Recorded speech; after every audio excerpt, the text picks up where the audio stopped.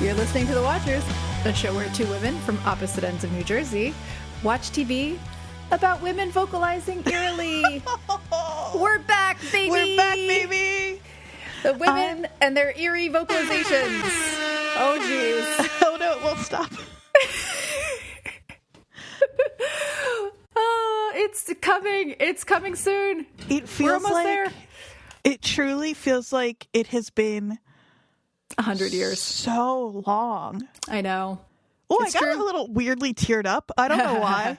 I mean, because it's you. Fair. But yeah, I'm Jodie. I'm Andrea. And this is a podcast that we started because of Yellowjackets. Wow. If you can remember that far back. Almost 2 years ago. In just a few weeks, we're coming up on our That's crazy 2-year podcast anniversary. And Wild. Because we have had just a couple of breaks here and there, not too many, but also our 100th episode both hit in March. That's crazy. So yeah. And we started with season 2 of Yellowjackets because I had watched season 1. You watched it when you had COVID, and we decided to do this. So yeah. So we did season 2, and then we did like a year and a half of other things. Mm-hmm. Well, we then went back and did season 1. That's true. Yes. And then so much other stuff. Then we did so many other things. Yeah. I mean, to be fair to us, we didn't know how long this break would be. No, we didn't. But we are back to our original reason for existing. But yeah, this Valentine's Day. That's right. Season 3, episodes 1 and 2. That's so exciting. So I know. We're going to talk to you today. We're going to talk to you next week. And then we'll be back with two full episodes. 2 full episodes. Do you think they're going to do like a severance thing where like the first episode is entirely 96 and the second episode is entirely 20 whatever? Interesting. Probably not. But Probably it would be, not. But yeah. That'd be interesting. I wonder, it has not occurred to me to question why we're getting 2 episodes. Yeah. And now I'm so curious. No. Okay, that's not it. I was going to say, what if the first one is the missing episode? But that would be weird. Well, and also there's a recent interview that said we'll have to wait a little longer. I don't know why we're getting 2. It could just be a scheduling thing. Like they have to be done by a certain week so that the next whatever show can take over.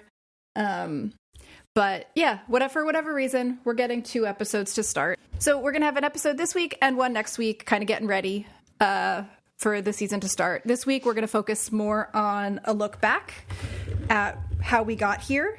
And then next week, we're going to put on our tinfoil hats and we're going to throw some pins in the old corkboard and we're going to look forward and think about what could happen. What are our possibilities? What do we think? The way I think we're going to do this, we were trying to figure out what the best option was because we're not going to obviously recap every episode. That would be insane. But what we did before for our season 1 and season 2 recaps is we kind of went character by character.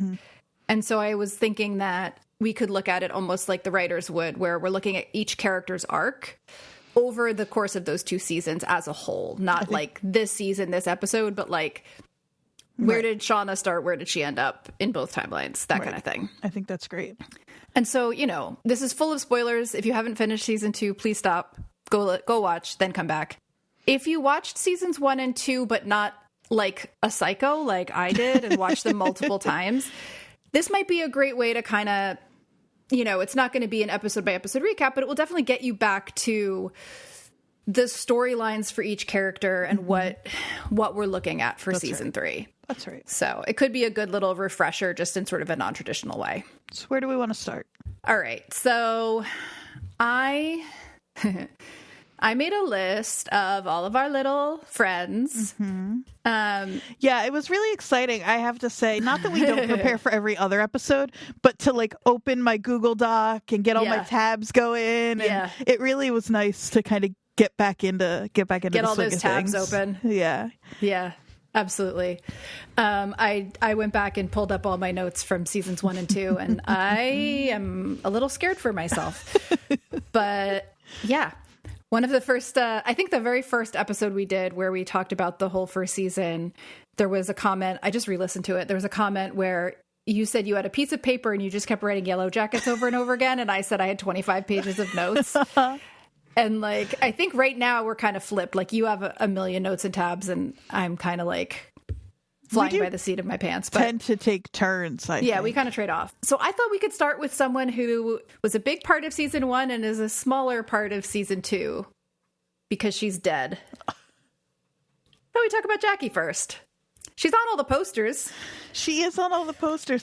I feel bad. I didn't bother. She's the only one. I mean, I have an entry for Travis. Well, but she's actually, I mean, she's dead. It's okay. I've not one note about Jackie that isn't in somebody else's. That I feel bad. That makes total sense. But I just wrote down, because this isn't actually Jackie. This is Shauna's hallucination of Jackie. That's a good so it point. makes sense the way that you did it, more so probably than the way I did it. But she's our golden. Yeah. Her like. Yeah, she's our homecoming queen. She's Rutgers Shauna's best friend. Yes, Rutgers bound. She's dating Jeff. She's the captain of the soccer team. But once she gets out into the wilderness, her charms become less useful. She starts to fall out of favor with the rest of the group. She starts to feud with Shauna. She finds out that Shauna is having her boyfriend's baby. They have a huge falling out. She sleeps with Travis, even though she knows that he and Nat are kind of dancing around in their a way. relationship. She kind of does it because she knows that. Yeah. Or at least that's part of it for her, I think. Yeah, she kind of is like, nothing matters anymore. Right. And then finally gets in a huge fight with Shauna, goes outside to sleep, can't get the fire started because, again, she's very useless in the wilderness, and she dies. And yeah, and that's kind of her story. She shows up. Yeah. But in season 2, she is a manifestation of Shauna's imagination, but also an actual corpse. Right. In a shed because it's too cold to bury her. And she and Shauna are bonding in Shauna's mind. Shauna's putting on her makeup and doing her hair. The jump scare of we can't stop for Her every in her moment, makeup, but I maybe know. we just need to highlight as we work through this some of the standouts that have made the show just so fun to watch. And seeing what Shauna did to corpse Jackie's face with the caboodle makeup is just a true highlight for me. It's crazy. It's absolutely crazy. So funny. Yeah. In season 2, it's been 2 months that she's been in that shed in the cold because they can't bury her. But like at some point, Shauna knocks her over, knocks her ear off, later eats that ear, pockets that ear, and carries it around for a little while. And once Ty figures out what Shauna's been up to, she says, we're cremating the body. They put her on a pyre. They cook her overnight accidentally. Low and slow with the snow on top from the trees. And then she becomes dinner. Yeah, they all wake up like little cartoons with a fresh baked pie. Like, actually, they don't all wake up. No. Yeah, Ty is still in her sleepwalking state. And also, they don't all eat her. Right. Because Coach Ben doesn't eat her. And he's the only one, right? Yeah. He watches them in horror from the door. Right. But that's Jackie. I thought we'd get her out of the way first because she's both a huge part of this and also corpse in the second season. Right. Yeah. And she's sort of, I mean, I think she's the first one we encounter in the pilot. Like, if you don't know where the show's going, you might think she's going to be main character, lead, at least along with Shauna. Totally. So. I think we could also go through some of the other rest in peace, the ones we've lost in season 1, since they will be quicker. And then spend some time focusing on our continuing characters. That's great.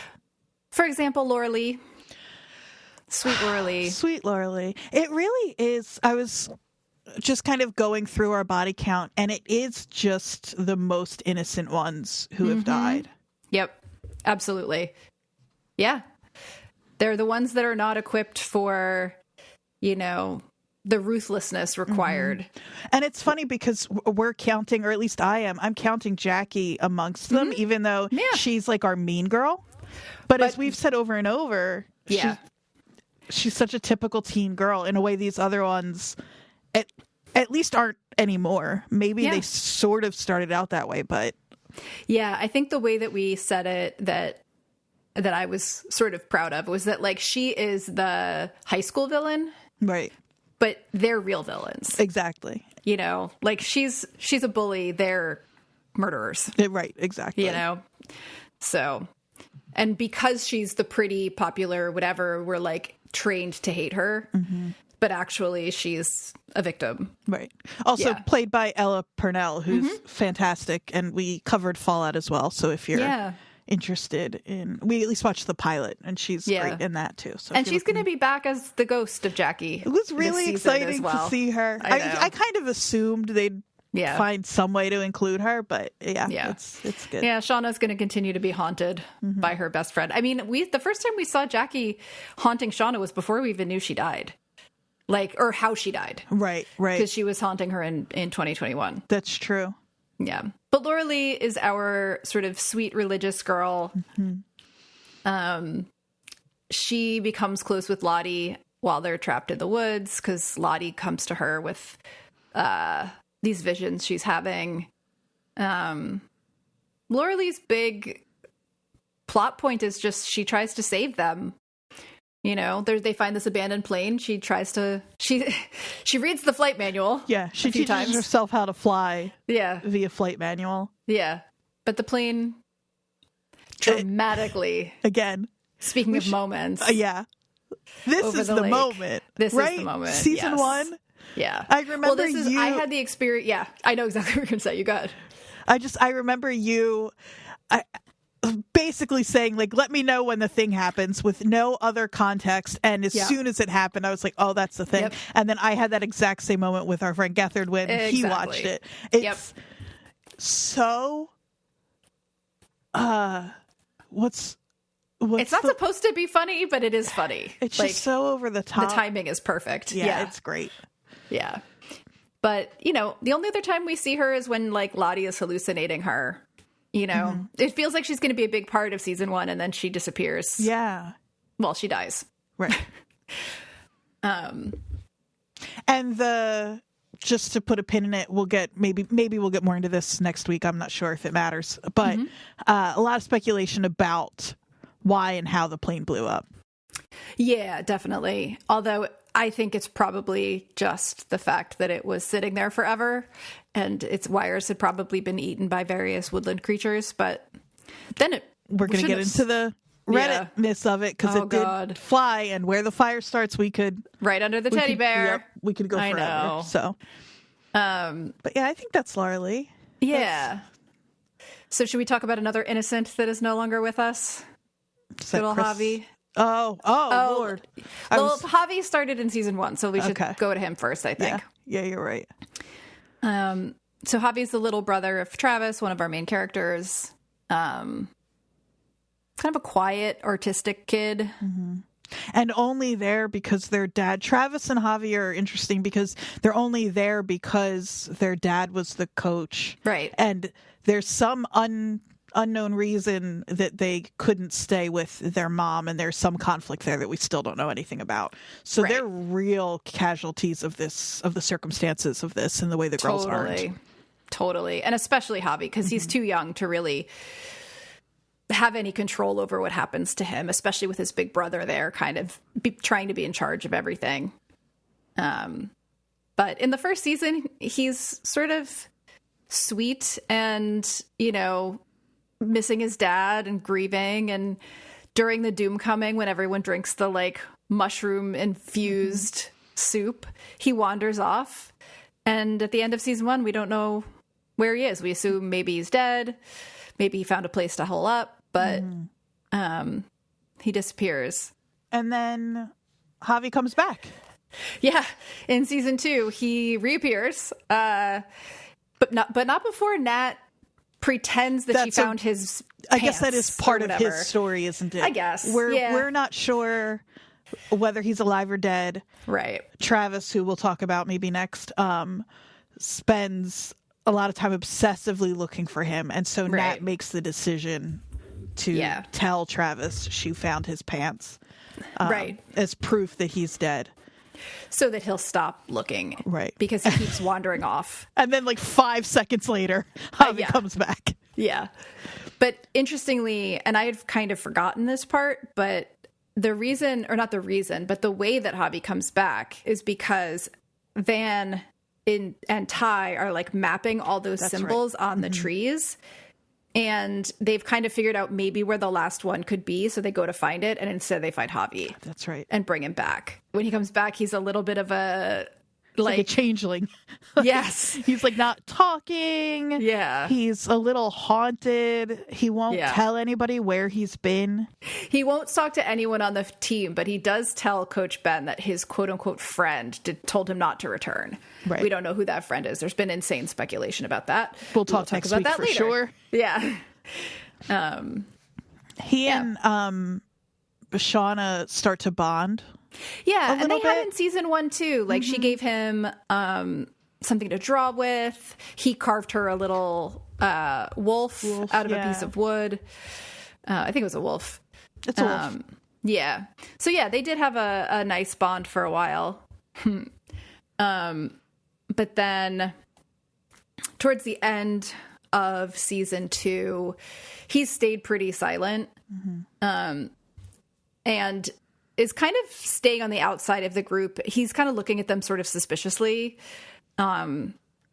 understandably. But then basically during the big hunt that happens at the end of season 2, he tries to help Natalie by telling her where to go to hide. Right. Because he survived in the dead of winter. Exactly. Yeah. So. Yeah. And Natalie is the one who draws the Queen of Hearts, so they're all chasing her. He tries to help her, but ends up falling through the lake, and they let him drown, and then they grab him so they can eat his body. Right. They let him drown. Like, yes, they watch him do it. It's a conscious decision, group decision on their part to let him die. Yeah. Because they're starving. Right. And Natalie does want to save him, and Misty basically tries to stop her and says, like, it's going to be you if it's not him. Exactly. And then Natalie kind of, like, waits it out a little bit. But they bring his body back, and they serve it up.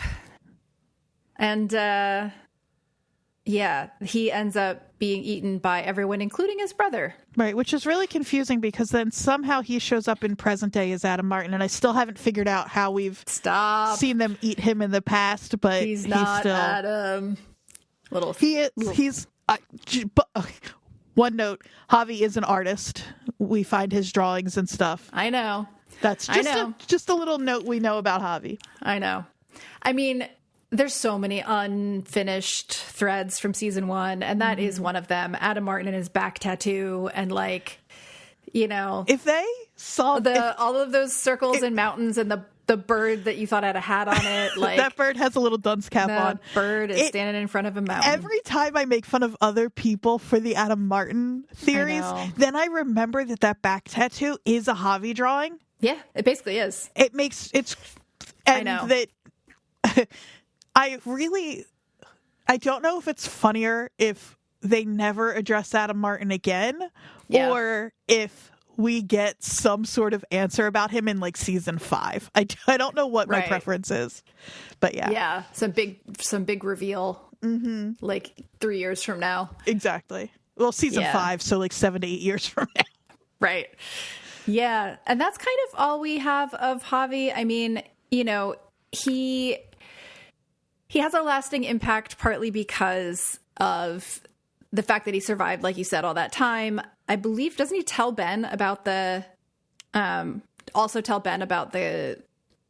he was hiding? Nat tells him. Okay. That's what it was. But yeah. Or wait, is it the other way around? Oh, no. It's the other way around. Coach Ben tells Natalie about his hiding spot. Yeah. Yeah. But yeah, so that's all we get of Javi. R.I.P. Really sad. I guess we should talk about... Do you want to do a quick Crystal moment? I think so, because she really is so disconnected from everything. Musical theater. She shows up in season 2. She's apparently been there the whole time. Yeah, sure. And she shows up so abruptly, in fact, that I just recently saw somebody post a new theory that she's not real. Which was I've seen that theory. It's been going around forever, but the idea that it would be coming back now after it's so like, I know. She's certainly there 100%. The She other is girls real. talk to her. One of them says, oh good, now there's two of you, and she and Misty are singing. Like, they all go looking for her. Crystal exists. Yes, she does. She gets focus in season 2. Yeah, she's a JV player on the team. She becomes a Misty foil. She's like a little weirdo too. We think they're like kindred spirits, but Misty confesses to her that they're like out in the cold together. I think, are they looking for Javi? I forget what they're doing. It doesn't matter. And you can tell that Crystal realizes they're actually not alike, and is so obviously going to rat her out. Yeah. About Misty's big crime, which we'll get to. Her first big crime. Misty... Does Misty... No. She basically... Does she push her, or does she just let her fall? She kind of walks into her off the cliff, it seems like. Like, it's not a forceful push, but it's like... There's nowhere else to go. It's like in Death Becomes Her. When... Is it Hell is teetering? I forget which one. On the stairs? Yeah, and the other one just kind of like, boo, and she falls. Yeah. And she falls down a very high cliff. Yeah. And is buried under snow. We haven't found her body. We haven't found her body, but we did see Misty try to resuscitate her and had blood coming out of her mouth. Like, she's clearly dead. She's so dead. I will say she gave us, though, one of my favorite lines of last season, which was when she said something about how this wasn't the first time she'd eaten someone because she absorbed her twin in the womb. Yeah, that's one of the things. Yeah, that's one of the things that makes us think that she's maybe as deranged as Misty, because she seems to not regret at all the fact that they ate little Javi. So yeah, she was an odd one. Mm-hmm. But yeah, by the middle of season 2, she's gone. Right. So, So I think, is that everyone that has? Oh, Kevin. We lost Kevin in season 2 also. Yeah, I didn't think about including the grown-up deaths, because then, Right. Maybe we... because there's Jessica Roberts, there's Kevin Travis. Tan, and Travis, Maybe we can talk through... And Adam. Right. Maybe we can talk through some of the main ones and then come back to the peripheral characters, with whatever the ones the peripheral characters who made it into our adult timeline. That makes sense. Yeah. So, this is essentially at this point kind of a show about Shauna. Mm-hmm. I mean, like, not entirely, but she is a huge focus. She's our center point for sure, and she's sort of our way in, I think. In the beginning, definitely. It's funny, I think one of the interesting things they do with her is she's our way in the beginning, and as the series goes on, she becomes more and more of a just, like, unhinged, like, scary person. Really smart, and it's so cool because it's, like, it's a little bit of... It's a more... subtle, I think, and a more thoughtful version of Breaking Bad that way. Yeah. Well, because I think they want us to still care for Shauna, and with Breaking Bad, they were like, let's see how dark this guy can get, and we can't believe you people are still on his side. And I don't think that's supposed to be the case with Shauna. No, because in the earlier timeline, she's a teenager. Yeah. That went through a horrible trauma. Right. I think this show in a lot of ways is like a lesson in empathy and compassion. Yeah. And in the adult timeline, she's Melanie Linsky. Like, exactly. We're not supposed to love her and everything she does all the time. Come on Impossible. Now. Impossible. But just a little refresher. In the first season, in the early timeline, she's, like we said, Jackie's best friend. She's the nerdy one. She's gotten into Brown early decision. But Jackie assumes she's going with her to Rutgers. It's not even a question. Jackie assumes a lot of things about Shauna that turn out not to be true. For example, like she's not secretly sleeping with her boyfriend. Exactly. She's kind of the grunge girl. She gets pregnant by Jeff, which we mentioned, but doesn't find out until they're out in the wilderness. And while they're out there, she becomes something of the butcher of the group. And like we said earlier, she and Jackie get in that huge, heartbreaking best friend fight. And then they have that shared dream. Like, we don't really know if it was her dream or Jackie's dream or both, as Jackie is dying out in the cold. That's right. And I do think that that was sort of the first turning point for, young Shauna with losing Jackie. I think so. But in season 2, in that timeline, she is, like we said, talking to corpse Jackie, braiding her hair, chewing on her ear. Lottie throws her a baby shower. That's right. The biggest, I keep forgetting this is season 2 because it seems the baby stuff seems so separate from what comes. I don't know how to explain this exactly, but it felt like everything was about that baby for a little while. Yeah. I feel like we had an episode where all we did was talk about what that baby could be. Like, yeah, it was definitely a big topic. Yeah. So many theories about if the baby grew up, to be Adam Martin, for example. Like, lots of Physically impossible, but lots of crazy speculation about that baby. Yeah. But it also, the baby becomes this sort of weird, this point where we notice that Lottie is getting more and more like obsessed with the baby, more and more like, I wrote down in my notes, her hooey is getting out of hand. Yeah. Like, and we'll get to Lottie, but the baby is kind of this thing that like everybody is putting all this like hope into. Exactly. And Shauna loses the baby, of course, because she has barely eaten anything other than human flesh. Right. But when she goes into labor, she has a really difficult labor. She like hallucinates that they ate her baby. She like goes into this insane grief spiral. It's really horrific. It's really horrible. Sad. Sophie Nélisse is amazing acting in that episode. So incredible. And it just, I have to remind myself that Shauna went through that when we see adult Shauna. I know. Everything she does as an adult makes sense when you think about the fact that happened to her. I can't think of, it's hard to imagine anything more horrific than that. Yeah. Yeah. And after she buries the baby, she ends up I think she hears Misty humming something and it triggers the hallucination she'd had. And she hits Misty, but then Lottie interrupts and encourages her to take out her anger on Lottie. So Shauna obliges. And they have a little mini fight club, and it is like nearly beats her to death. Yeah. Probably would have, like, we're not sure like when that happens if Lottie's going to make it or not at first. Yeah. And then takes part in the hunt. She's sort of just one of the group in that part because she doesn't pick the queen.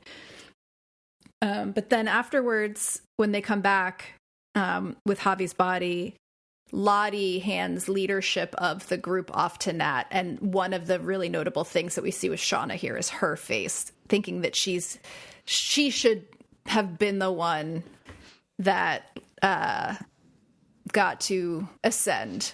She has a look on her face. Right. She is. A few of them were expecting it to be crowned Antler Queen. Yes. A term, by the way, that the fans have created. The show has never officially recognized, but that's the shorthand. Yeah. And she's clearly like, what's the word? She's broken. Yeah. She's fully broken. Yeah. Like, between losing her best friend, losing the baby, becoming the person who cuts up all the bodies, like, she is just full dissociation all the time at this point. Can I tell you the thought I just had? Of course you can. You're going to be unsurprised because it's a joke we collectively, you, me, the community has made. But I genuinely was like working through how horrific all of that was for her in my head. Because I was like, not only is it her best friend who died, but she was already so guilt-ridden because she was sleeping with her boyfriend. And then she has this baby that is her only link to Jackie. As if it was Jackie's baby. As if it was Jackie's baby. I know we've joked about that a million times, but I was getting ready to say that out loud and had to remind myself, not Jackie's baby, no, Jeff's not baby. Not Jackie's baby. Yeah. Jeff's baby. Right. Do we want to talk about Shauna in the present? She's just, she's just your typical stay-at-home mom. Yeah, she has a daughter named Callie. Who season 1 I hated. Yeah, she kind of, she definitely has a turn in season 2. She seems sort of unsatisfied with her life. She secretly kills rabbits and puts them in the chili. She gets into a fender bender with a really cute young man. He's probably late 20s, early 30s? I think that's right. I think probably late 20s. Named Adam. Well, how old was Javi when they were in the woods? Stop. He's not Javi. They start an affair because she thinks that her husband is also having an affair. Correct. Her husband, who is Jeff. Yes. Jackie's ex-boyfriend. Yes. She suspects him of blackmailing her because she and the other remaining surviving Yellowjackets have gotten these like suspicious postcards, and she ends up killing him. Oops. Yeah. She ends up killing him. She grows increasingly suspicious of him. Yeah. And she kills him in what is very clearly like a PTSD kind of flashback moment where she's feeling really threatened and scared. It's not calculated, really. No. I think that's important to... Yeah. In the moment, they show us her flashing back to the younger version of herself, too. She then calls in her team. Her team, especially Misty, the person you would want with you when you need to dispose of the body. 100%. Yeah. They cut up the body with a electric steak knife and bury him in Hacklebarney Park. Hacklebarney Park. Really important for listeners who aren't from New Jersey to know that is not a fictional park. Nope, it's real. Hacklebarney is a real word. It's real. And, Jeff, her who we'll talk about, he finds out about all of this and he's just kind of on board. Yeah, I mean, he's right or die. But he's shocked, but he's ready to turn himself in. I mean, we'll get to him, but she has a supportive husband. She sure does. And then in season 2, we come back and she and Jeff are burning the evidence of Adam's existence. They destroy his studio. They burn his personal effects in their backyard, in the grill. His studio that is full of paintings of Shauna, even though I think timeline of the affair, I wish I had that calendar somebody made. It's maybe 2 weeks. It might be even less than that, actually. Right.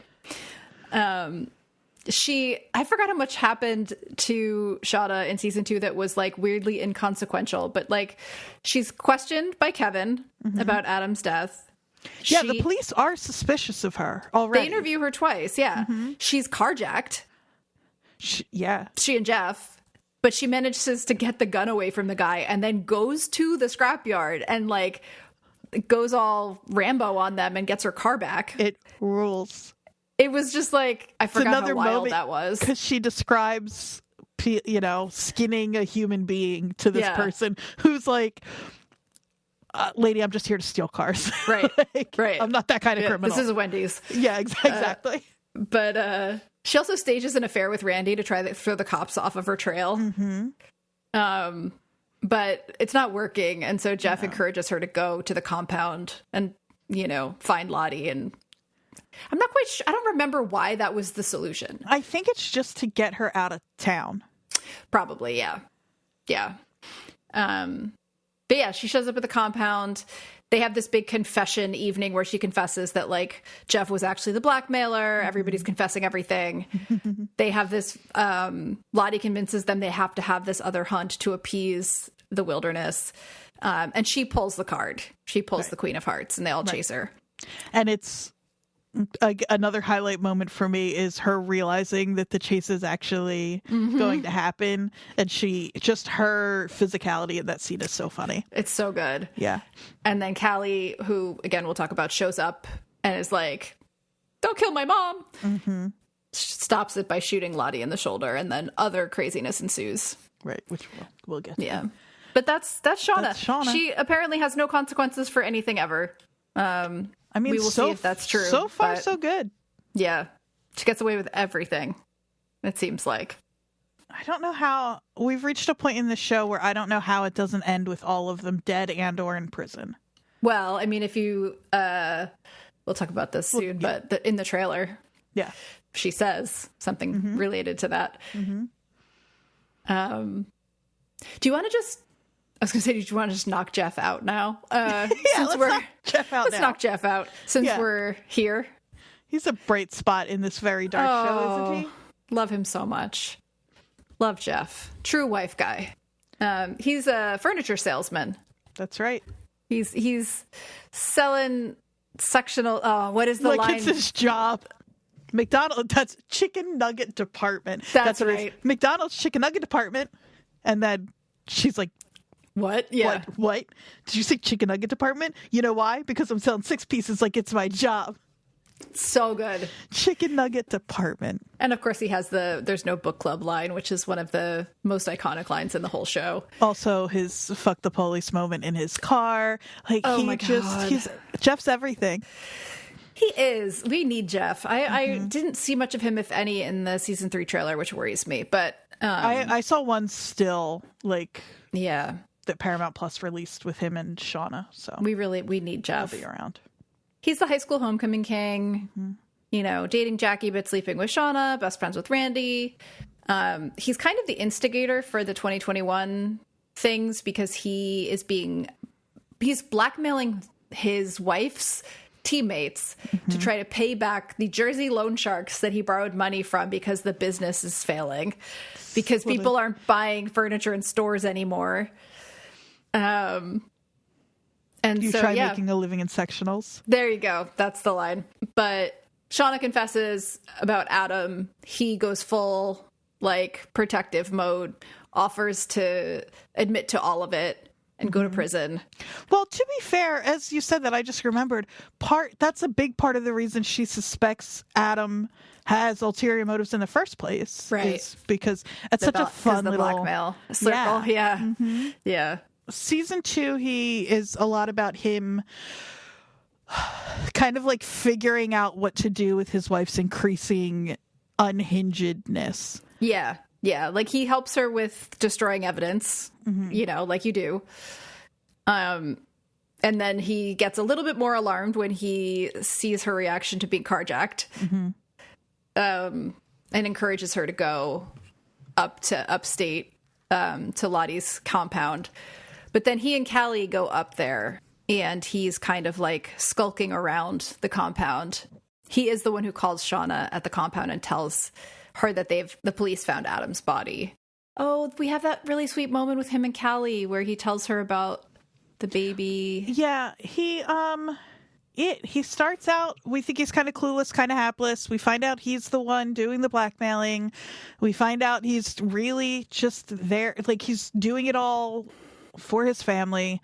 When Callie starts to figure out how fucked up her mom is, that's when they have that conversation. He kind of tells her everything. We find out he's read Shauna's journals, and it seems never tells her and sticks with her anyway. And those journals got to be crazy. Yeah, seriously. About 2/3 of the way through season 2 is when everything at the compound starts, and Jeff and Callie are back home. But Kevin Tan comes to the house and starts interrogating them, basically interrogating Jeff and Callie. But so Kevin's asking Jeff where Shauna is. He's lying for her. The other detective, Matt, shows Jeff photos of the body. And so basically after that, Jeff has a dream where Shauna kills him. Jeff has a dream that Shauna stabs him. She has knife hands. Remember the knife hands? I love the knife hands. The knife hands, yeah.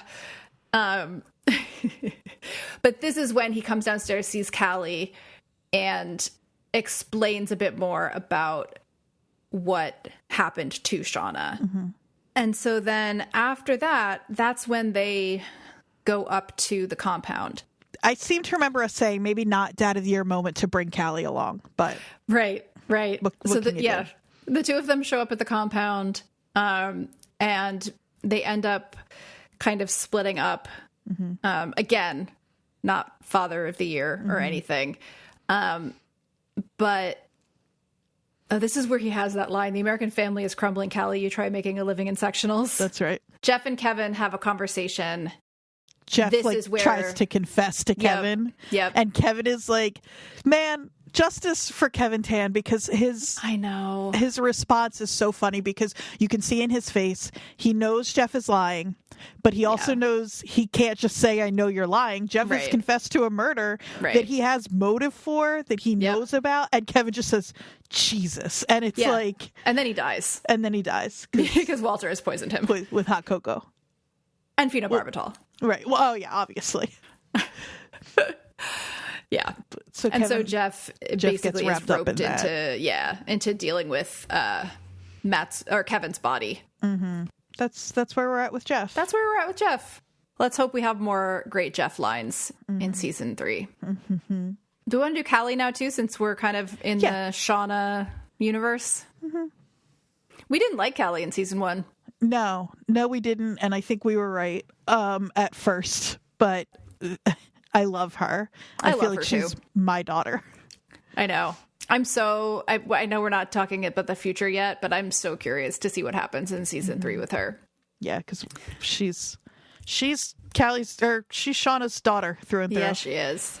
But also, she was justifiably horrified by a lot of the stuff that her mom did. I feel like Callie is playing at being tough. And like the question is, does she become tough, or does she stay a real human and stay horrified at the shit her mom has done? Right. And you can tell. So, I mean, Callie's story is she's Shauna's daughter. Mm-hmm. She's clearly affected by the fact that she's Shauna's daughter, as anyone would be. She finds out that Shauna murdered Adam. Mm-hmm. Tries to blackmail her mom. Doesn't work. That's another really good Shauna scene.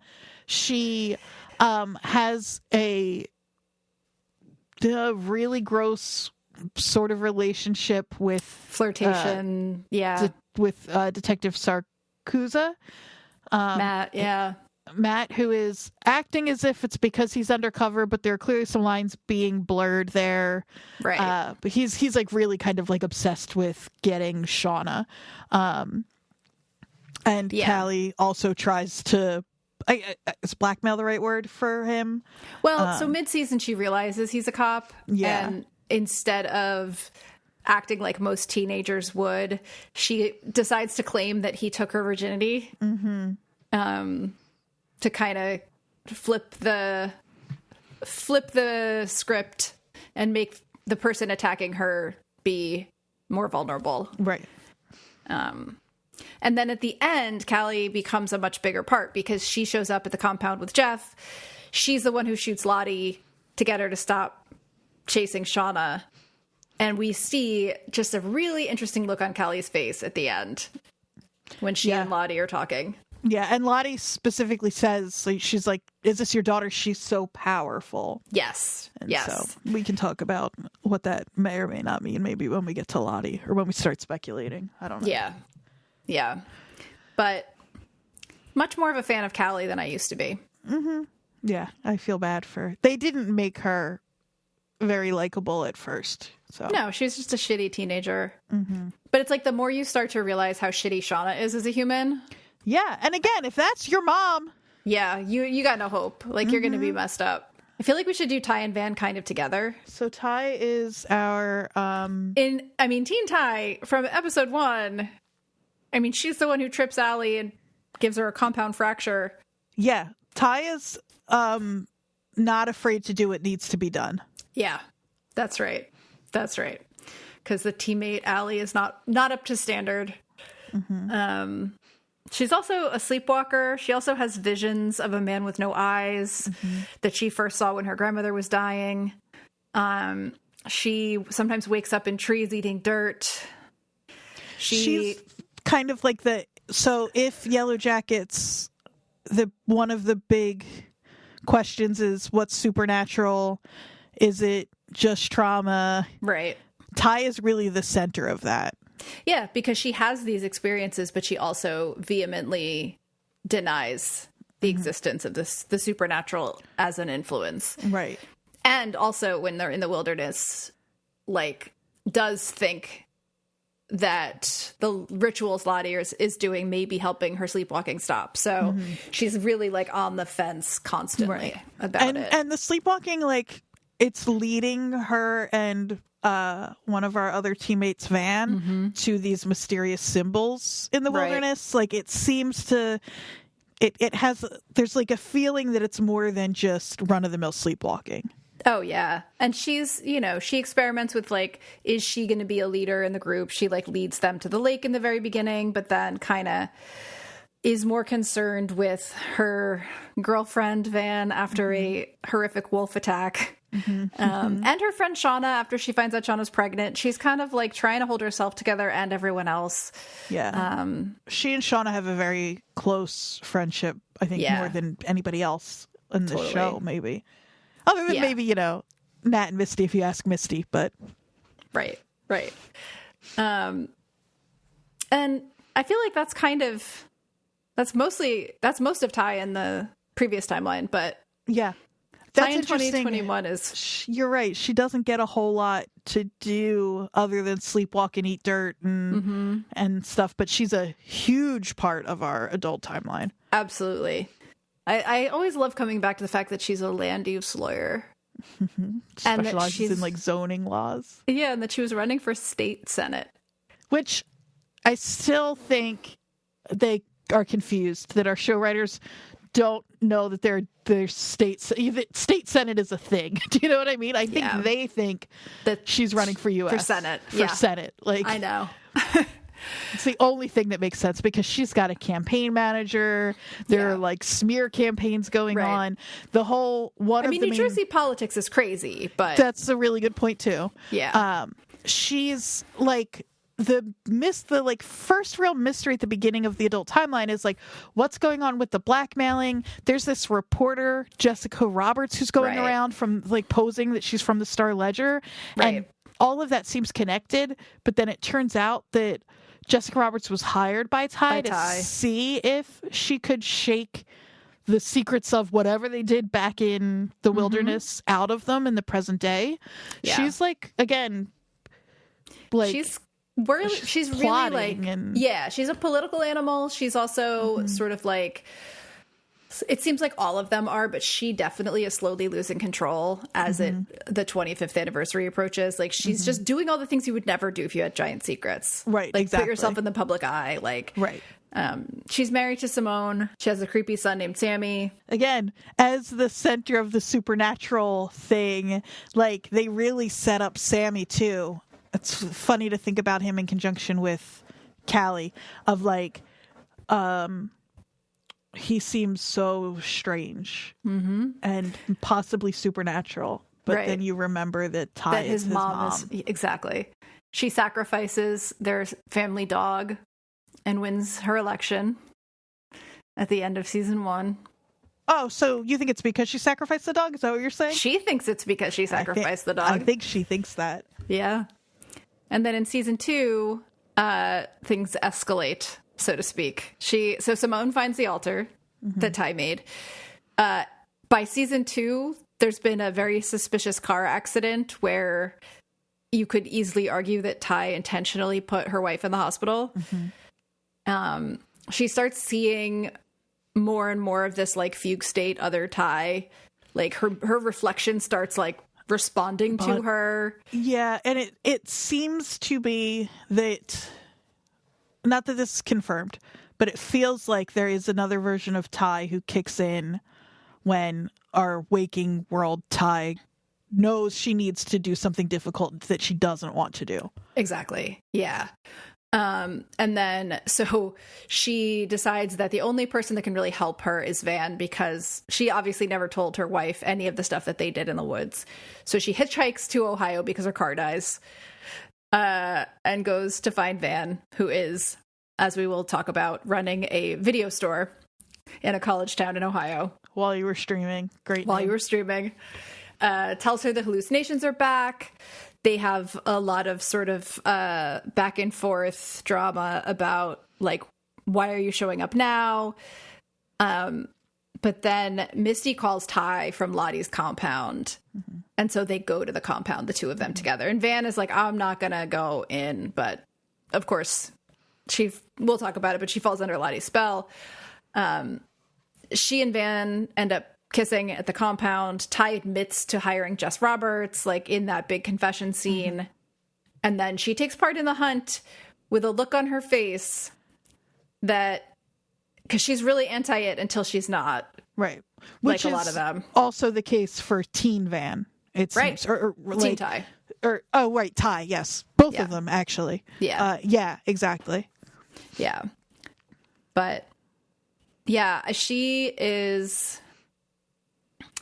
like you said, she's kind of in this weird middle place, which I think is super interesting. Because, well, let's just talk about Van, because one of the things that really struck me in season 2 in the teen timeline was Van's increasing influence on Ty, like 100%. Leading her around while she's sleepwalking. And then you could kind of argue that something similar is happening in the adult timeline as well. I want us to put a big old pin in Van until we get to next week's episode, because we talked about all of the possibilities with her, I think, at the end of season 2. But just as I've been kind of ruminating on all of that, I am just so suspicious of Van. More so, I think, than I was at the time. And I was already pretty suspicious. Yeah. What do we need? So should we tackle Van? Yeah, I think so. Because in season 1, she and Ty are in love. She is a seemingly kind of normal kid. She does have a seemingly alcoholic mother. When they crash in the woods, though, she should have died like 20 times. So she gets stuck in the plane while it's on fire because her seatbelt won't unlatch. And then miraculously just ends up stumbling out of the plane. We don't know how. Right. Like fireball, plane, should be. Right. It sort of doesn't make sense. And then she gets attacked by wolves while they're in the woods. Heals beautifully. Well, even before that, though, they think she's dead. They go to light her on fire on a funeral pyre, and she's not. That's right. Like, okay. Yeah. She seems pretty unkillable. Yeah. And they stitch up her face, and she just starts healing. But I think because of a lot of these things, she really falls in with, like, the supernatural camp and, like, starts following Lottie really in a cult-like way. Yeah. Like a cult leader sort of way, which makes sense as to why, like, when she sees her again, we really see her shift when they go to the compound in season 2. And why she's so reticent to go in the first place. Yeah. Probably, maybe, possibly. Or so it's, again, suspicious. So it seems, maybe. But one argument is that she was afraid that she would fall back under Lottie's spell because she did so fully as a child. Right. And speaking of her inability to be killed, now in the present timeline, she has cancer, says she doesn't have a lot of time left. We are originally suspicious. She tries to hide that cancer. Yes. Yeah, because the clue we get that can easily take the wrong way is that she's taking like her mom's medication or something, but she has cancer. Right. And so our question at the end of season 2 was, the way she reacted to Lottie, and especially Lottie saying that like everything was going to be okay and looking directly at her. Like, does she think that because Nat was sacrificed that her cancer was going to be cured? Right. But yeah, I am suspicious of Van. Me too. I love her. We said this in the recap of the last season, but we keep getting distracted by how charming the people playing these characters are and like forgiving them everything. Right. Like, I love Lauren Ambrose to a ridiculous degree, and Liv Hewson is now a new favorite of mine. Like, they're great. Yeah. So like, it's very easy to be charmed by these actors and just be like, oh, it's okay. It's like Melanie Linsky is doing horrific things. And I'm like, but it's Melanie Linsky. It's Melanie Linsky, and I love her. She's so sweet. Yeah. Yeah. Who am I to judge, Yeah. So that's Ty and Van for now. We have Misty, Nat, and Travis as our big remaining. Perfect. Yeah. Funny. I know. I mean, I have so many thoughts, and we've already hashed them out, and I'm not going to go through it again, but of how they ended Nat. And I think if anybody wants to hear me talk about this and hasn't listened to our recap of season 2, I went on an extremely long tangent about how I felt about the finale and the way they handled Nat's death. And it's not a black or white situation. Like, I think where I came down was that I was okay with the fact that they killed her off. It made sense in like a tragedy sort of way, but I had a big problem with like the last scene.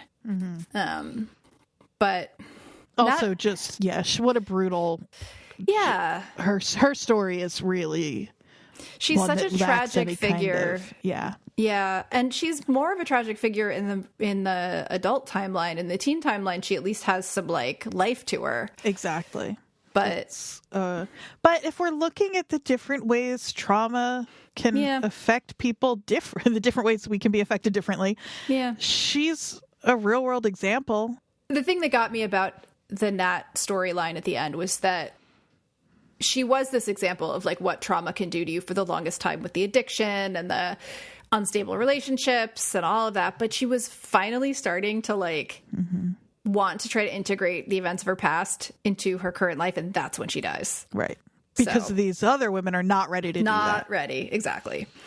So in 96, she's so cool. She's like our kind of like, she's a punk. Sort of punk. Yeah. She's like, drinking out behind the convenience store when she's supposed to be at school with her friend Kevin Tan. Dropping acid in the woods. She lives in a trailer with her mom. We find out her dad accidentally shot himself when he was threatening her with a gun in an abusive rage. When they're out in the woods, she falls in love with Travis. Turns out she's a good hunter, so she becomes kind of one of the group's like most important characters in terms of their own survival. Right. She and Travis, like you said, like they have this relationship and are hunting and are also mapping the wilderness. They're like the most kind of proactive of everybody. Yeah. But their relationship kind of falls apart a bit because Travis he can't cope with his own teenage male ego. Right. A doofus. Yeah. And then she ends up basically being the one who picks the queen card, gets hunted, lets Javi die in her place, and ends up being sort of quote unquote crowned the leader. One thing I think we should note here, though, is she also had a really close, sweet relationship with Coach Ben.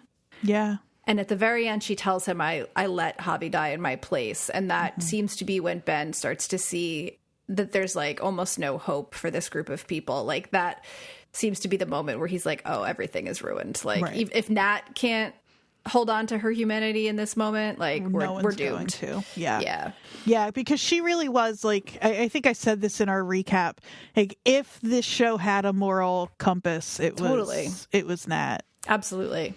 And then in the present timeline, she is just out of rehab, paid for by Ty. She gets the postcard that Shauna also got, and that Misty also got, but she thinks Misty sent it. She thinks, right. When we kind of meet her, she's, like you said, just getting out of rehab, going back to Jersey. Hello, Misty Quigley, you crazy fucking bitch.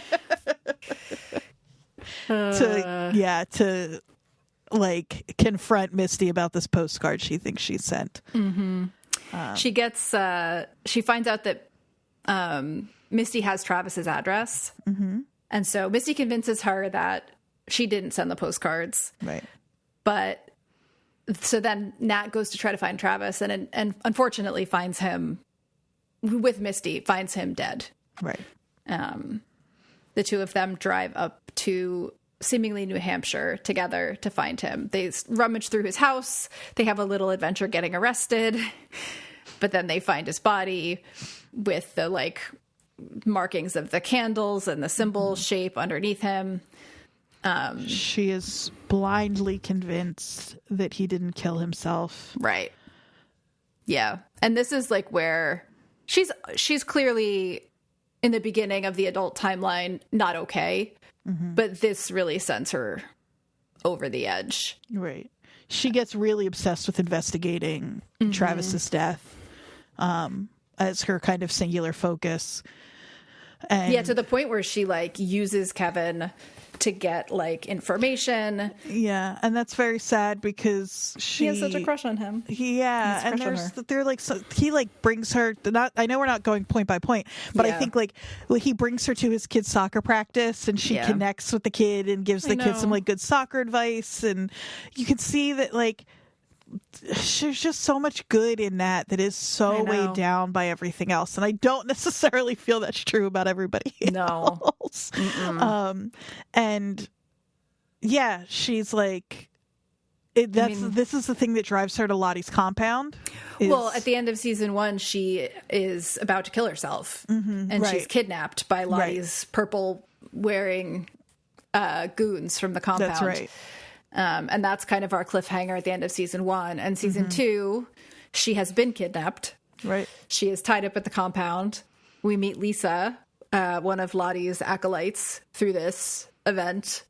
And Nat has this journey throughout season 2 where she really goes from super cynical and suspicious to, like, through her friendship with Lisa, the acolyte of Lottie, and through just sort of, I think, taking a minute to just be somewhere and deal with what's going on. She starts to want to heal a little bit, it seems like. She's like clearly taking baby steps that she has never taken before. Yeah. She's trying to get the other girls to talk about it. Like there's signs. Just the connecting with Lisa, I think, is so has the potential to be so healing for her. Yeah, she like defends Lisa from her shitty mom or from their shitty mom. Yeah. But then at the end, like, she is a part of that hunt, and Misty accidentally kills her with a needle full of, I think it's phenobarbital again. Is that the thing that they're all killing each other with? Because it's fentanyl that she kills Jessica Roberts with. Okay. Yeah. I don't know. Misty always has something in a syringe. But yeah. So we lose Nat at the end of season 2. There's this weird plain farewell scene of her with her younger self, which we're not going to get into because it bothered me. And also younger Lottie, even though Lottie's still alive. Right. They say some cryptic stuff. Yeah.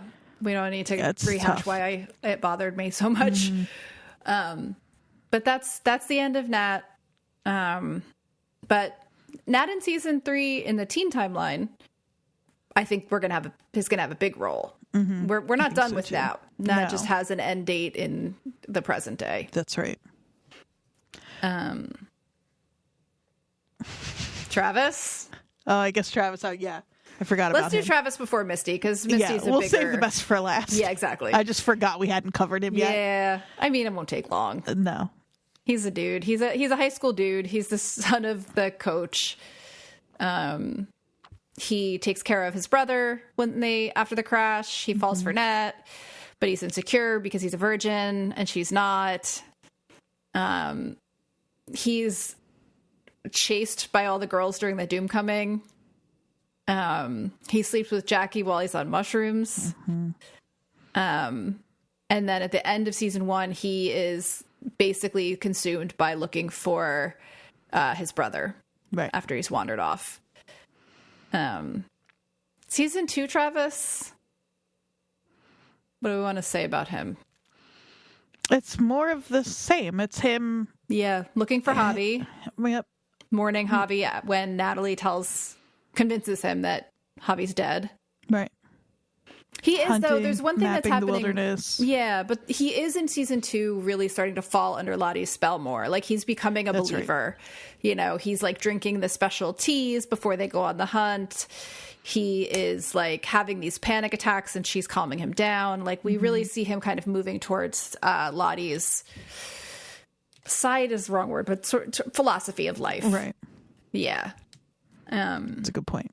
His brother gets eaten. He notably, during the Shauna's birth scene, is creating an altar with offerings with Lottie. Like, he's really gone down that road. And when they butcher Javi, he takes the first bite of Javi's heart. It's like, in the same way that I think, is Shauna the first one to eat Jackie? I think so. I think so too. 100%. Yeah. They've all decided that, like, somebody has to be. Yeah. Yeah, he is the reason that Natalie survives the hunt, because he right before Nat's about to be sacrificed, he pushes Shauna and Nat runs. Right. Because he does still have a soft spot for Nat, obviously. But yeah, he's still a main character in season 2, but he seems to be sort of at the whim of whatever's happening around him and reacting to it. Mm-hmm. Should we talk about Misty? Oh, well, and then adult Travis. I forgot adult Travis. He has like a couple of flashback scenes with Nat. We don't know too much about him except that he is really like off the grid. He's living in this tiny little house in Massachusetts, like you're in New Hampshire. Yeah, it looks like a Unabomber house. Totally. He has one run-in with Lottie we could talk about. There's like weird timing stuff with Travis's death. He's not making a lot of money. Yeah. He's working at a ranch. He's kind of poor. He's changed his name. He seemingly doesn't want to be found. And then he dies in a barn. With Lottie. Yeah. So, she tells us that story, and so I don't know that if we believe her or not. Right. I have some suspicions. I don't know that we have a reliable narrator amongst them. No, not certainly really. Not Lottie. Yeah. So she, in the teen timeline, is the child of 2 wealthy parents. She's on antipsychotic medication, possibly for schizophrenia. We don't really know. Her father paid for the plane that they were on that crashed. And in the woods, her medication starts to run out, and she starts to have all these visions that foreshadow things that happen. She becomes one of the leaders, more of a spiritual leader. Yeah, and there's a lot of, depending on kind of how you watch this show, of how much of it was her choice and how much of it was all of them kind of deciding for her. Absolutely, yeah. Yeah, it seems like she may have been just a victim of everyone needing some sort of spiritual something to hold on to. Right. Although that is sort of ignoring some of her behavior, but it's a combination. Yeah, exactly. She's not totally innocent in all of it, but right. And then in season 2, a lot of that continues. She's still sort of their spiritual leader. She's really into her rituals and her meditations in the woods. But then she has this experience where she and Nat are kind of pitted against each other as who is the provider for the group, and they both go out into the winter woods, and she nearly dies of hypothermia. Right. They all find her. She has this vision that I think we've all been speculating about like crazy, and I think we'll probably get some more. She hallucinates Laura Lee. She hallucinates all the teen girls. And then when she comes back, she and Nat kind of reconcile over like a hot bath and a little bit of recovery. But then after Shauna loses the baby, she volunteers herself basically as like tribute, like take all of your anger out on me. Right. And again, nearly dies. Mm-hmm. She also insists that they eat her if she dies. They say, don't let my body go to waste. Yeah, she spends a good chunk of season 2, at least a few episodes, recovering in the attic with Misty as her nurse. Coming down from the mountain with various decrees. Some of which are not accurate to what Lottie actually thinks. Lottie does not like the idea of them hunting each other, but Misty says that she approves of it. Mm-hmm. So, and then afterwards, she is the one that kind of passes the leadership along to Nat. She's not 2021 or present day now. Lottie doesn't exist in season 1. Well, she does, but we don't know. Right. And then she's introduced in season 2 as the leader of an intentional community. It's so like new agey. Yeah. Super woo. It's something that would have a Netflix cult documentary made out of it. 100%. They all wear heliotrope. They've hand dyed all of their clothing with the heliotrope plant. They keep bees, which are not Yellowjackets. It's a weird kind of I don't know what the word, like mixing of metaphors in a way, but people don't keep Yellowjackets, so. Right. No, they're mean. Yeah. Aren't they? Yes. But she starts hallucinating again. She thinks that the wilderness is starting to bring these women back into her life. She's like big time hallucinating, so much so that some of them are so realistic that we don't know for sure whether or not they're hallucinations until the end of the season. And she has Nat kidnapped and brought back to the compound. She's hallucinating a psychiatrist that doesn't exist. That's right. Yeah. And when everybody kind of starts showing up at the compound, one of my favorite things that is sort of a lighter note is she's assigning them each a different kind of therapy. She sends Shauna to care for the goats. Misty They're not ready yet. to the flotation tank. They're not ready yet. Yeah. You can't have them. Yeah. She sends Misty to a flotation tank where we'll talk about Misty later. And then That's such a good episode. Oh, it's so great. It's so great. But she's like spiraling, and she insists that they have to do the ritual. They have to sacrifice one of them to the wilderness because it's demanding it. She tries to get them to drink out of random cups, one of which contains phenobarbital. Right. And they're like, no. But somehow they do the hunt anyway, though. Well, they try to do a fake hunt. There's like a montage of like Shauna dulling knives. And it's another one of my favorite moments is they all show up. They think they're going to fake this hunt. This is some more Van stuff. Yes. They think they're going to fake the hunt until medical professionals come. They're going to have her committed. Right. Van convinces Ty to call that off. Yep. And then they have a real hunt.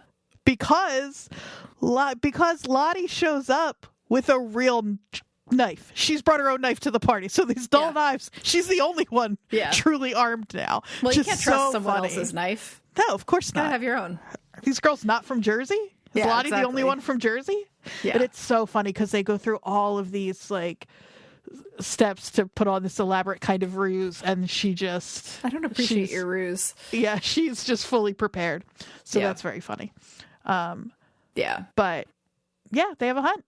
They have a hunt, and it ends abruptly with Callie showing up and then Nat's death. And Lottie seemingly really off the deep end. They tell her that they're going to send her away again. She breaks my heart. She's got so much going on and is so unwell. And we talked a lot across both seasons about how the show handles Lottie's mental illness. And there's that like, really like poorly represented ECT. And I really struggled with the fact that these girls are such a big reason for why Lottie is so easily like buys into her own delusions, and then they're the ones who decide whether or not she's going away. She's just kind of like, she's so like such a pawn for them that I'm almost like, she's very vulnerable in an interesting way. Like she's powerful in that she's the leader of this community, and other people are very vulnerable to her, but she is vulnerable to the girls that she spent this time in the wilderness with. Right. And she seemed to be doing all right until they showed up. Yeah. Although, I mean, we don't see her before they show up, but she's not she's like, she did kidnap Nat. Well, she was trying to save She says Nat. It was because she was trying to save her. Yeah. That she was worried about her, so she had her followed. But they do kind of set her up before we actually meet her as if she might be our big bad for season 2. And it's just not really the case. Who the fuck is Lottie Matthews? Yeah. Right. Exactly. Last, but...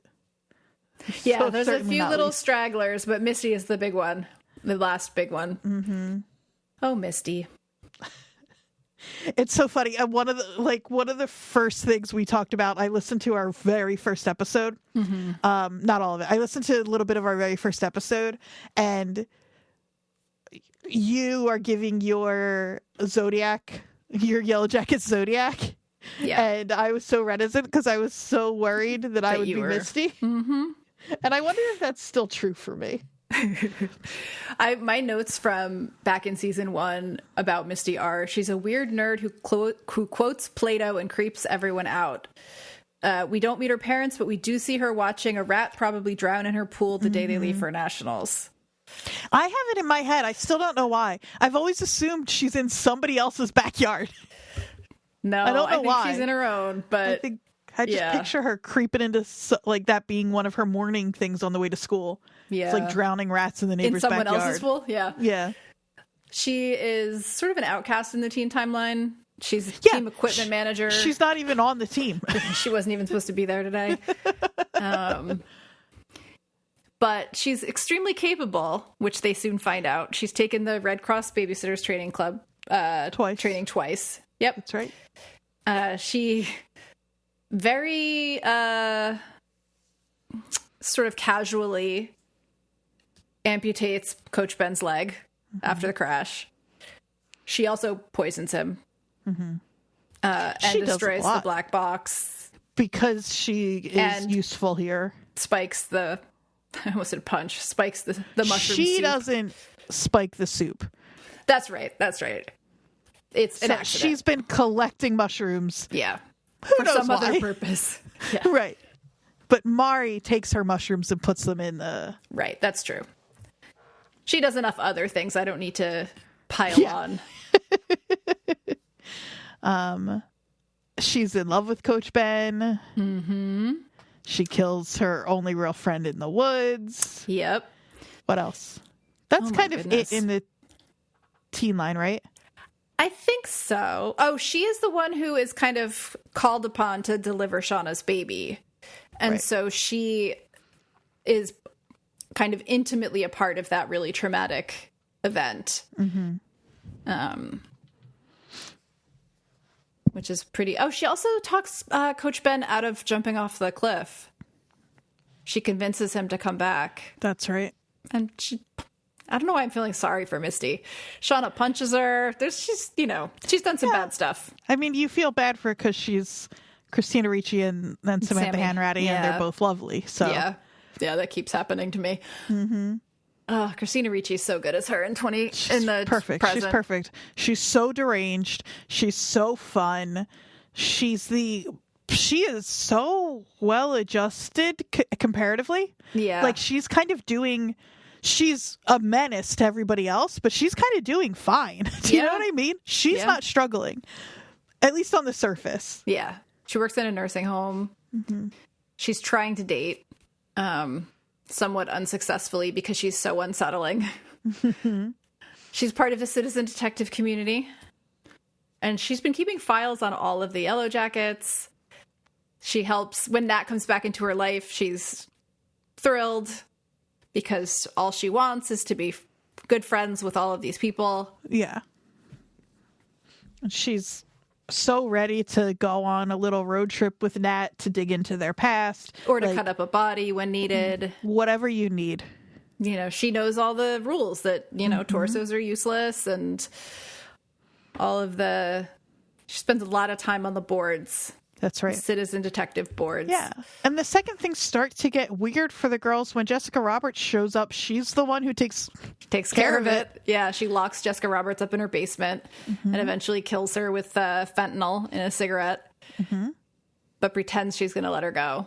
Right. Yeah, Shauna also does some fucked up stuff, but you don't get the impression that she delights in it. Misty is having a good time. She is. She is unconcerned with what they have done. Mm-hmm. She also seems to be unconcerned if people find out what they've done. Her main concern is just hanging out with the girls. Yeah. And protecting her friends.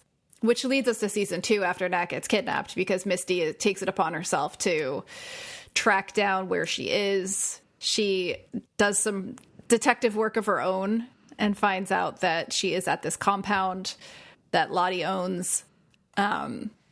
This is also where we meet Walter, her fellow citizen detective, played by Elijah Wood.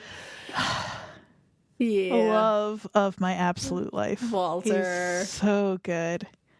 Yeah. At first it seems like they're going to be kind of set up against each other because he is investigating Adam's disappearance and Misty is like, no. Right. But they end up kind of feeling like kindred spirits. At some point, he refers to them as Moriarty and Sherlock, which notably are enemies, yep. But yeah, two sides of the same coin a little bit. Exactly. Yeah. Yeah, he's like investigating this murder because he's intrigued by it, I think, more than anything, and he wants to think of himself as like a big brain. But the second he has an option to get tangled up in all the shenanigans of it, he is right there. Yeah. The two of them interrogate Randy Walsh together. Which is hilarious. He's very, with Misty, almost immediately, he's very Jeff with Shauna. He's like, all right, what do you need? Yep. I'm in. Mm-hmm. Who do I have to kill? Mm-hmm.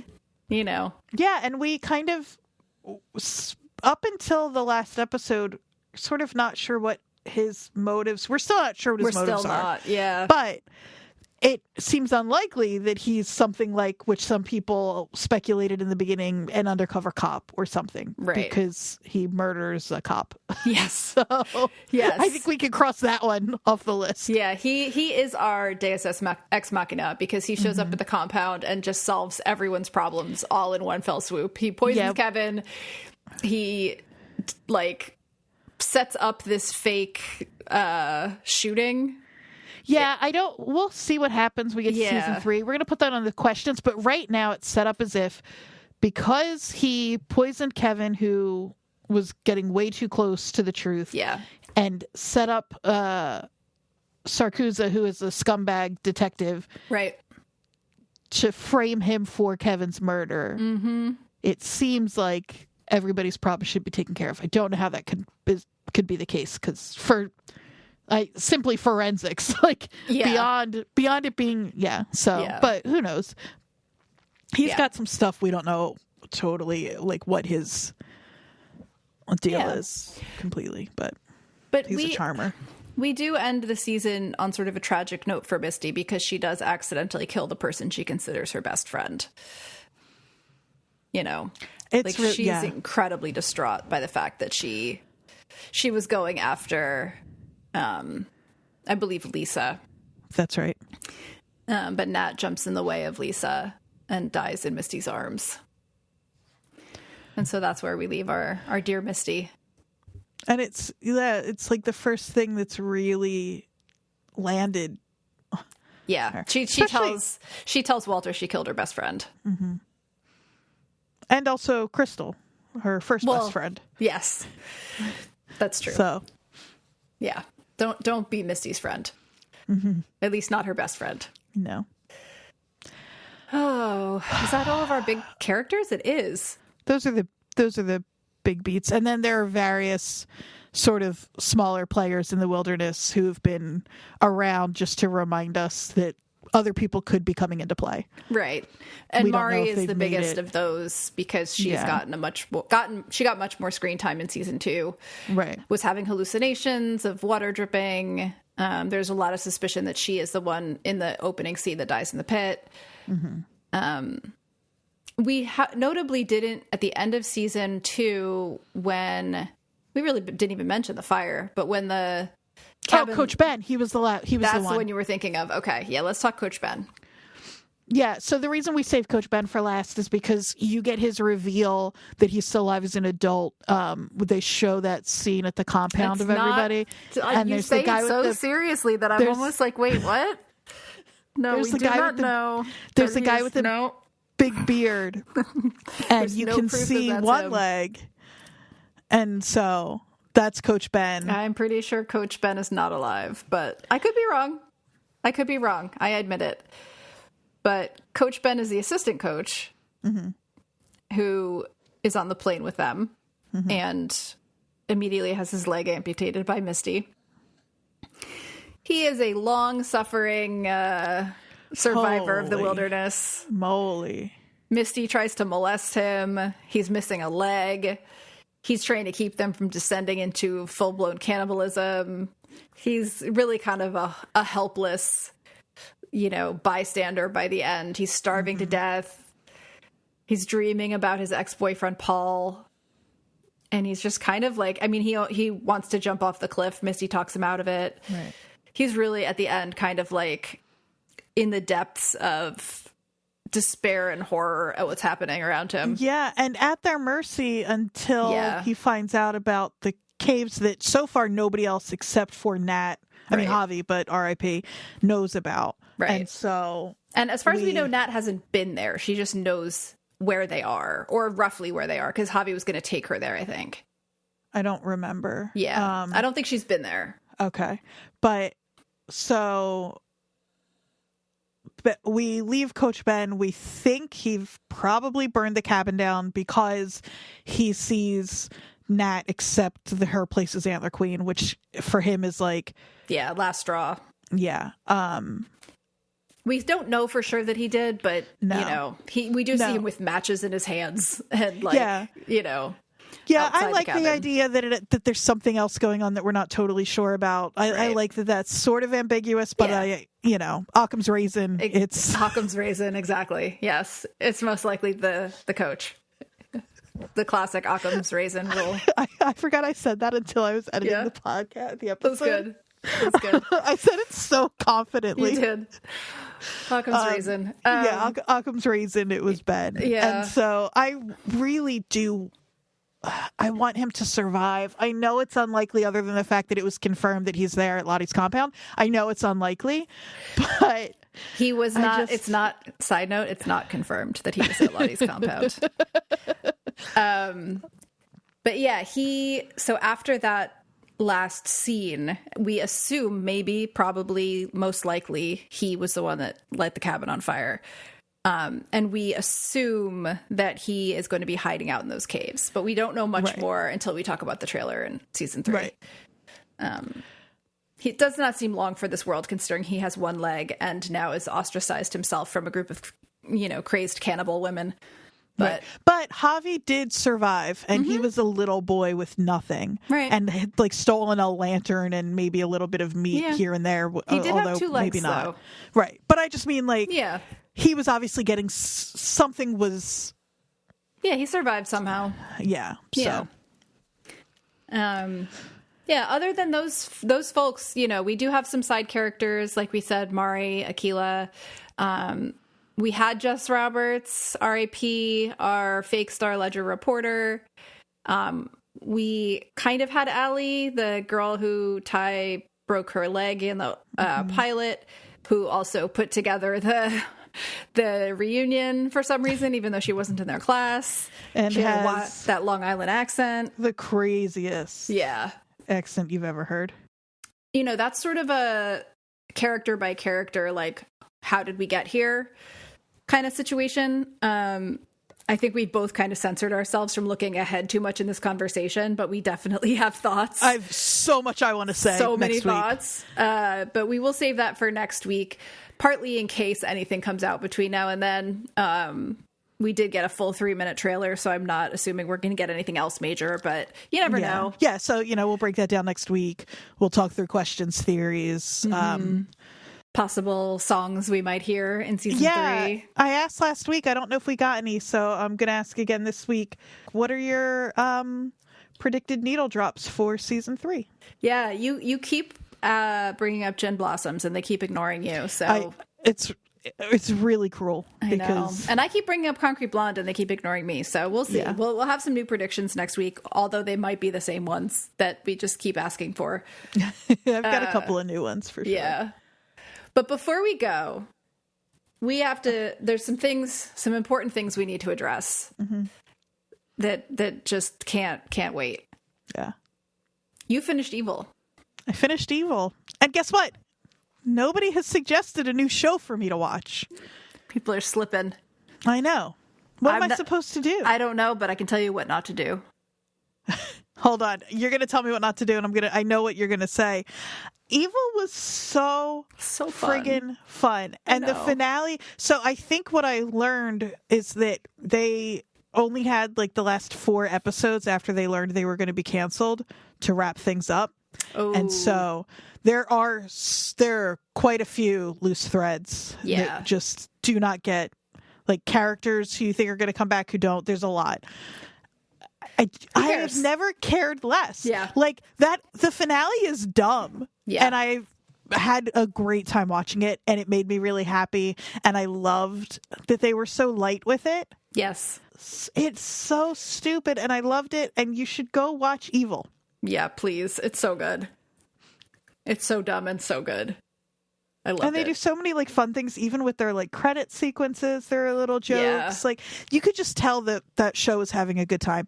And the three leads are so in love with each other and are such good friends. It's so sweet. They really feel like friends in a way that, like, there are some, like Dawson's Creek. I love those kids. It makes no sense that any of them are friends with each other at any point. Yeah. Yeah. But it's really believable, those three. Mm-hmm. They're so good together. I know. Everybody's great. Sister Andrea is one of my favorite characters of all time. Love her. Wallace Shawn is so lovely. Like, it's... Yeah. Oh, somebody else showed up at the end. I just feel like 100 times I sent you text messages that was just somebody's name with a bunch of exclamation points. Yes, there was a lot of that. Richard Kind shows up. Yes, he does. Anna Klumsky, my girl, shows up. Yeah, it's a who's who of random favorites. I just can't. The show should be like, it should be like Law and Order or House or CSI and get 1 million seasons. I know, but the subject matter isn't quite as straightforward. I asked you this after the pilot, like, do you think the show is pro-religion? Yeah. Yeah. I don't care. Who cares? But it kind of is. It's pro-believing in something. Yes, I think that's right. I don't think it's like subscribing it's not like pro-Catholic or pro-Christianity at all. Yeah. But it's pro-believing in some sort of higher existence. Exactly. So yeah. I loved it. Oh, it's 100% in my like X-Files thing of it's going to be on in the background all the time for the rest of my life. I loved it. So thank you. Absolutely. Now, your favorite show that you've watched recently, do you want to tell me about From? Let's check back in. Good Lord. This fucking show. The whole reason I rewatched seasons 1 and 2 was because I had heard good things about season 3, and I was like, maybe I'm being too hard on this show. Maybe it has like a big payoff in season 3. They theoretically have, I think, a 4th season coming. I can't believe I spent that many hours watching this show. And again, unfortunately, season 4 coming in your watcher's feed. Get ready, everybody. I can't. I swear to God.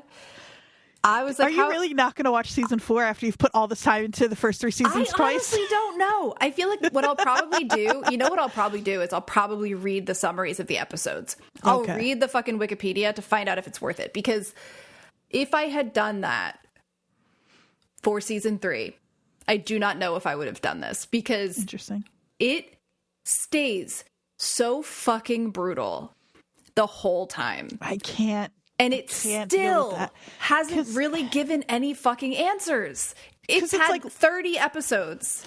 So funny. I was just thinking, like, because Lost is pretty bleak a lot of the time, but then also sometimes they build a golf course. Right. And you know what I mean? Like, sometimes Hurley builds a van and gets it moving. Like, there are so many fun... I mean...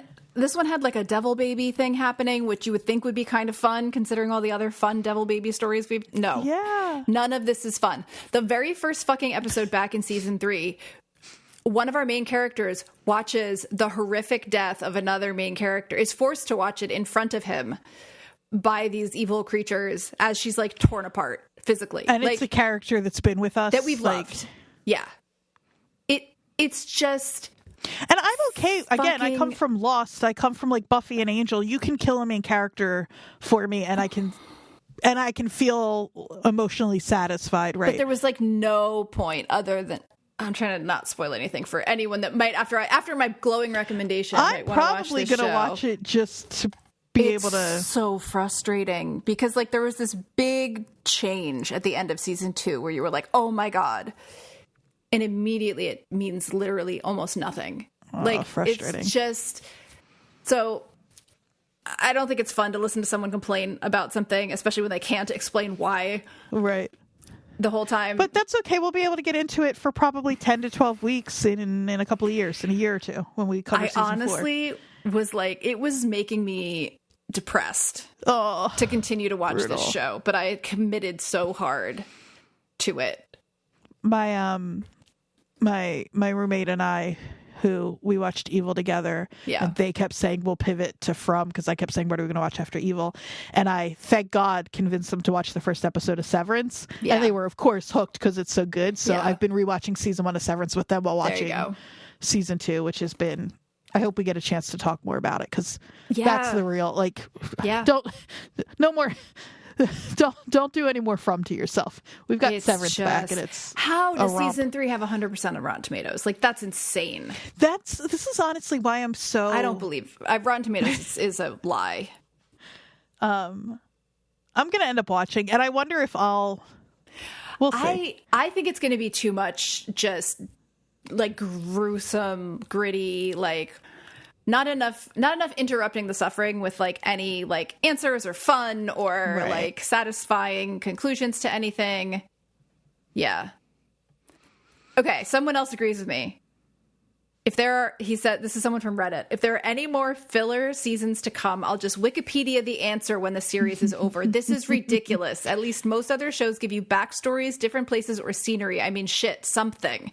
I've seen the same dreary town with the same people pretty much for 3 years with really no answers. Lame. Okay. Yeah. Dreary. That's what I need. I'm okay with dark. I don't want dreary. It's so fucking dreary. Oh my God. I also, totally unrelated, but I don't think we've talked about it on the podcast. You watched all of The Leftovers? Yes. And I read all of the Wikipedia. Mm-hmm. What a silly show. Also dreary, but has a little bit more, I think, humor in it. Maybe unintentionally. I was going to say written down. I don't know what the tone feels like watching it. Yeah. But reading it, just the facts of it laid out, I was laughing out loud. Yeah. No, it's completely ridiculous. Incredible. But I will say watching The Leftovers had that same dreary feeling. I was less frustrated by it. Okay. So yeah, what a great note to end an episode on. Again, go watch Evil. Go watch Evil. It's fun. It's so fun. Go watch Severance. Season 2, episode 3 just came out. I said to you the other day, I wish we had the kind of lives where we had the kind of time to record 2 episodes a week, because I would love to talk about Severance every week. I know. Maybe we'll do we'll like find some time to squeeze in a season 2 recap when it's over. Yeah, that'd be fun. It's just so fantastic. I know. This week's episode was great. Incredible. Like perfect TV. Yeah. If you're not watching really Severance, also go watch Severance. Yeah. It was a great episode. So yeah, next week we'll be back we're going to get real speculative next week. Get your tinfoil hats. That's right. And your cork boards. Tinfoil hats are good for migraines, I hear. I was like, why is that a reference to something? Oh yeah. Evil. Yeah. So yeah, we will be back with some theories, and then after that, we'll be back with some new actual fucking episodes. And in the meantime, you can find us at watcherspod@gmail and watcherspodnj on Instagram. That is correct. And you can find me on Instagram at Jodie_Mim, JODIE_MIM. And you can find Andrea at AQ. And that's it. We'll see you. Where will we see them next week? In the wilderness, I guess. No, we're gonna see them in I was trying to come up with whatever you would call the room where you're like in the TV shows where they're like they have all the pictures up on the wall with the strings. In the bullpen? Sure. That's what they call it in like a right, newsroom. But yeah. It was so quippy. What a great ending. We'll see you next week.